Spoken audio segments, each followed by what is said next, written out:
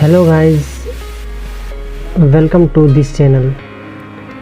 Friends, आज हम अपने सोलर सिस्टम के बारे में जानने वाले हैं।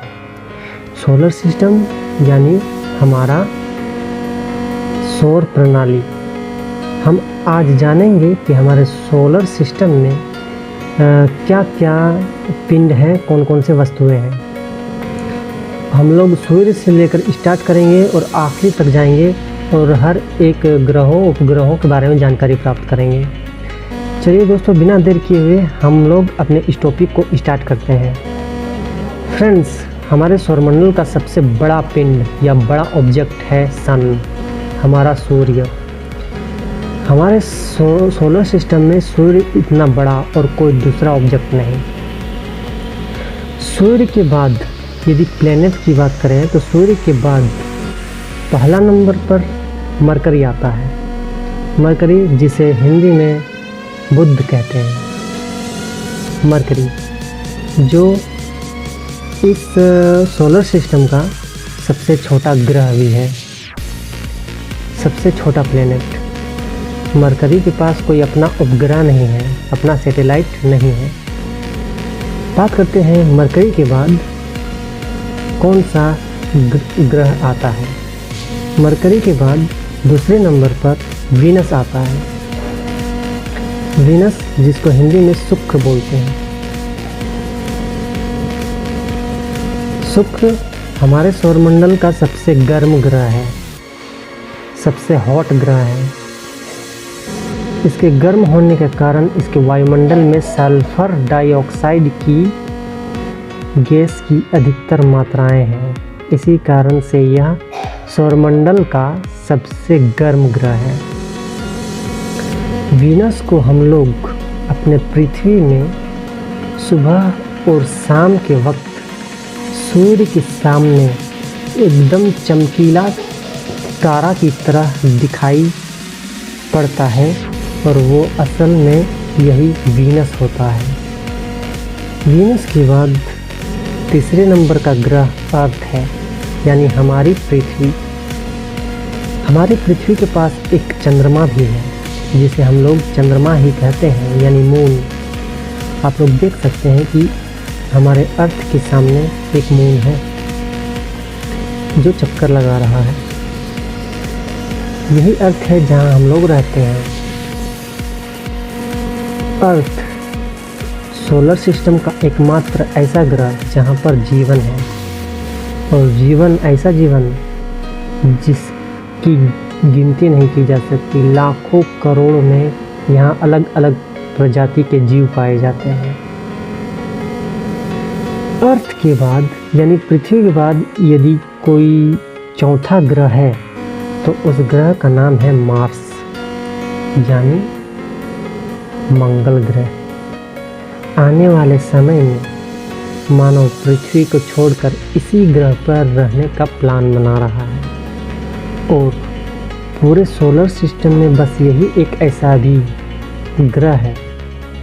वर्तमान में यही एक ऐसा ग्रह है जहां मानव बस सकते हैं, और यहाँ पानी मिला है, जो हमारे यानी भारत द्वारा छोड़े गए चंद्रयान 1 द्वारा खोजा गया था, यानी पानी बर्फ़ के रूप में। उसके बाद मार्स की जगह पानी चंद्रमा पे खोजा गया था। मार्स पर भारत ने 2014 पे मार्स मिशन खोजा था, मार्स मिशन भेजा था, और वो मार्स मिशन पूरी दुनिया में एकलौता ऐसा मिशन था जो पहली बार में ही सफलता प्राप्त कर लिया था। मतलब पहली बार भेजा गया और मार्स तक पहुंच चुका था। ये है मार्स। हमने अभी 4 ग्रहों के बारे में जानकारी प्राप्त की, और ये चारों ग्रह एस्ट्रॉयड बेल्ट के अंदर पाए जाते हैं। आप देख सकते हैं चारों तरफ एस्ट्रॉयड ही एस्ट्रॉयड दिख रहा होगा आपको। मैं आपको बड़ा करके दिखाता हूँ तो आपको यहाँ पर दिखाई पड़ रहा होगा चारों तरफ एस्ट्रॉयड यानी पत्थर, और इन्हीं पत्थरों के अंदर ही ये चारों ग्रह हैं, जिन चारों ग्रहों की चर्चा हमने अभी की। अब चलते हैं ये जो एस्ट्रॉयड बेल्ट है इसके बाहर में जो ग्रह हैं उनके बारे में चर्चा करेंगे। एस्ट्रॉयड बेल्ट के बाद सौरमंडल का सबसे बड़ा ग्रह बृहस्पति का नंबर आता है। बृहस्पति, जिसे अंग्रेजी में जुपिटर कहते हैं, जुपिटर को सौरमंडल का गुरु भी कहा जाता है और पृथ्वी में जीवन होने के लिए जुपिटर का भी बड़ा हाथ है। यदि जुपिटर ना होता तो शायद पृथ्वी पर भी जीवन ना होता, क्योंकि सौरमंडल का सबसे बड़ा ग्रह होते हुए ये एस्ट्रॉयड बेल्ट के उन लाखों खतरनाक पत्थरों को अपनी ओर खींच लेता है, क्योंकि इसके पास सौरमंडल में सूर्य के बाद सबसे ज़्यादा गुरुत्वाकर्षण बल है। उसी गुरुत्वाकर्षण बल से ये अधिकतर एस्ट्रॉयड को अपने तरफ खींच लेता है और वो पृथ्वी या मंगल की तरफ यानी अंदर की ओर नहीं जा पाते हैं, जिससे हमारी पृथ्वी पर जीवन सुरक्षित रहता है। इसके पास शुरुआत में चंद्रमा 67 यानी 67 थे। अब इसके पास 100 से भी ज़्यादा चंद्रमा हो चुके हैं और सौरमंडल में सबसे ज़्यादा चंद्रमा रखने वाला ग्रह यही है।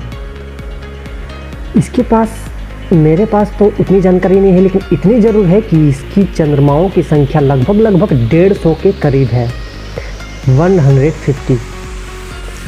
और इसके इतने सारे चंद्रमाओं में सबसे बड़ा चंद्रमा का नाम गैनीमेड है। अब चलते हैं अगले ग्रह की ओर, जिसका नाम है शनि ग्रह, जिसको अंग्रेजी में सैटर्न बोलते हैं। यह हमारे सौरमंडल में छल्लों वाला ग्रह है, यानी इसके चारों ओर रिंग दिखाई पड़ते हैं और ये रिंग इसे सौरमंडल का सबसे खूबसूरत ग्रह बनाते हैं। इसे सौरमंडल का सबसे खूबसूरत ग्रह बनाते हैं और आप इसके रिंग को देख सकते हैं। ये भी, इसके पास भी चंद्रमाओं की संख्या बहुत ज़्यादा है, करीब करीब बृहस्पति के सामने ही है और ये बृहस्पति के बाद दूसरा सबसे बड़ा ग्रह है। अब बात करें कि शनि के बाद किस ग्रह का नंबर आता है, तो वो है अरुण, जिसको अंग्रेजी में यूरेनस बोलते हैं। यूरेनस ग्रह और या फिर हिंदी में बोले अरुण ग्रह और शुक्र ग्रह यानी वीनस, ये दोनों ग्रह पृथ्वी जिस दिशा में चक्कर लगाती है उसका उल्टा साइड में ये दोनों चक्कर लगाते हैं।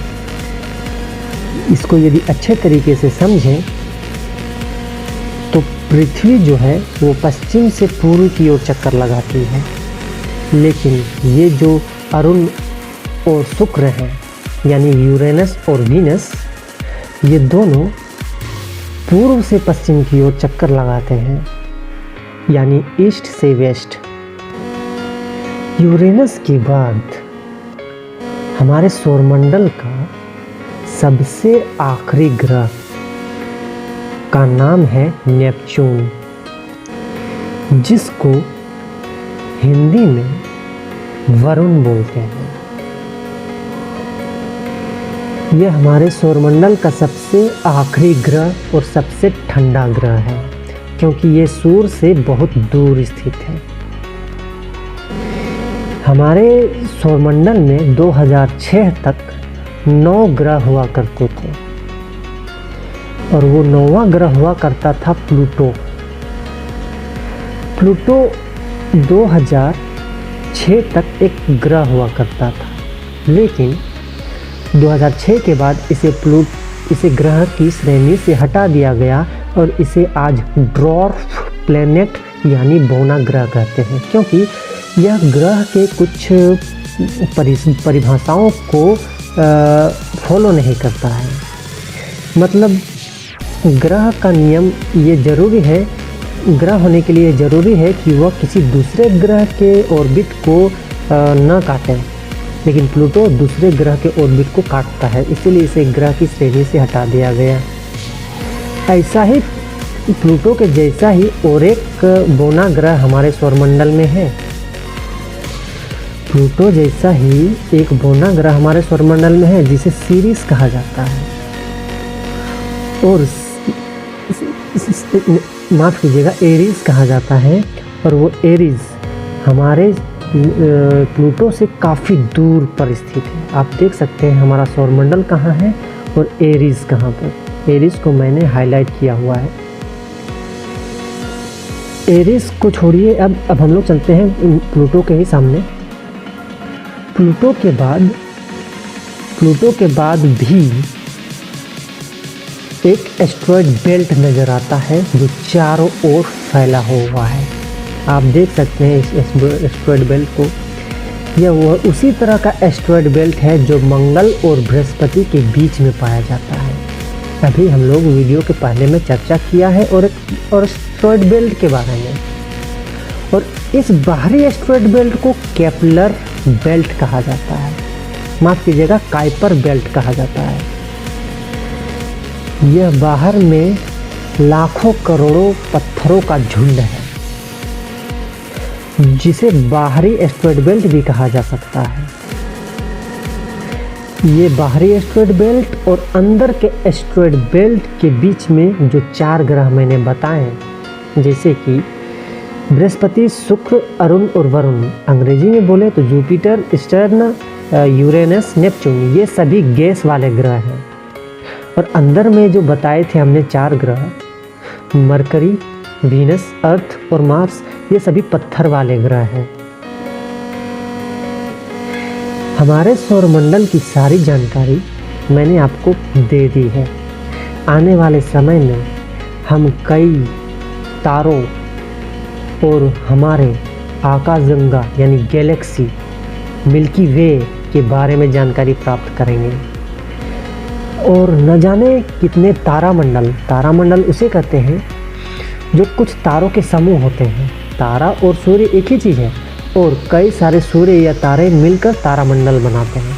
उन तारामंडल के बारे में भी हम जानकारी प्राप्त करेंगे। दोस्तों, आज हम अपने वीडियो को यहीं तक रखते हैं। यदि आपको ये वीडियो अच्छा लगा होगा तो चैनल को सब्सक्राइब कर लीजिएगा और वीडियो को शेयर कर दीजिएगा, वीडियो को लाइक कर दीजिएगा। मिलेंगे एक ऐसे ही वीडियो में, तब तक के लिए धन्यवाद। जय हिंद।